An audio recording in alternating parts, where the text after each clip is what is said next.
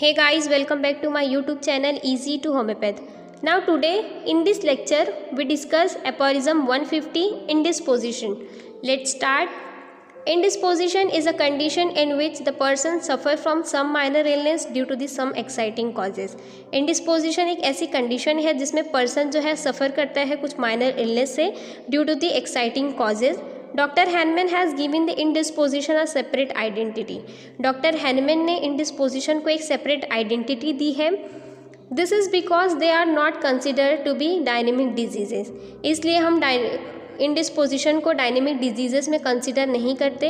In indisposition there is only slight deviation of the vital force.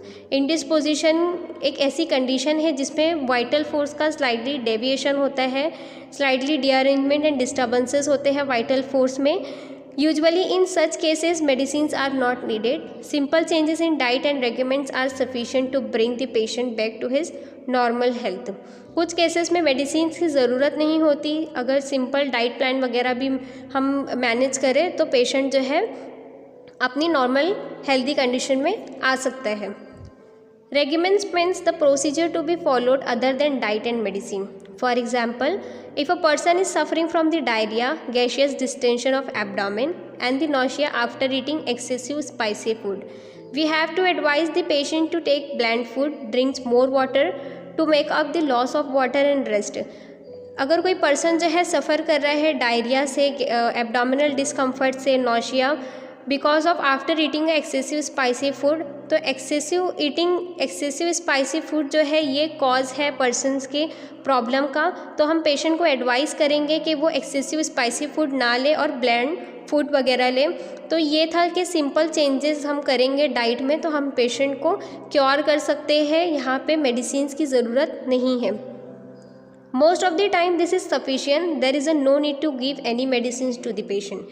Similarly, if a patient is suffering from the drowsiness, headache and body ache because of the loss of sleep, advising the patient to take good sleep is normally sufficient to remove the problem. There is no need to give any medicine. Second example क्या दिया है कि अगर कोई patient है, कोई person जो है वो सफ़र कर रहा है हेडेक से, बॉडी एक से, क्योंकि उसकी नींद जो है वो कंप्लीट नहीं हुई है, तो हम वहाँ पेशेंट को एडवाइस करेंगे कि वो गुड स्लीप ले. और यहाँ पे ये जो गुड स्लीप है ये सफिशिएंट है पेशेंट के प्रॉब्लम्स को रिमूव करने के लिए. इस केस में भी मेडिसिन की ज़रूरत नहीं है. If correction in diet and regimens does not cure the patient, it become acute disease and in that case we have to give a medicines to cure the patient. अगर simple changes करने से भी diet वगैरह में changes करने के बाद भी पेशेंट जो है वो क्योर नहीं हो रहा है तो उस डिज़ीज़ को, उस कंडीशन को जो है हम एक्यूट डिज़ीज़ पे काउंट करेंगे. और एक्यूट डिजीज़ेस में, ऐसे केसेस में जो है फिर हम पेशेंट को मेडिसिन देंगे क्योर करने के लिए. सो आई होप आप लोगों को ये टॉपिक बहुत अच्छे से समझा होगा. So thanks for watching. Subscribe to my channel.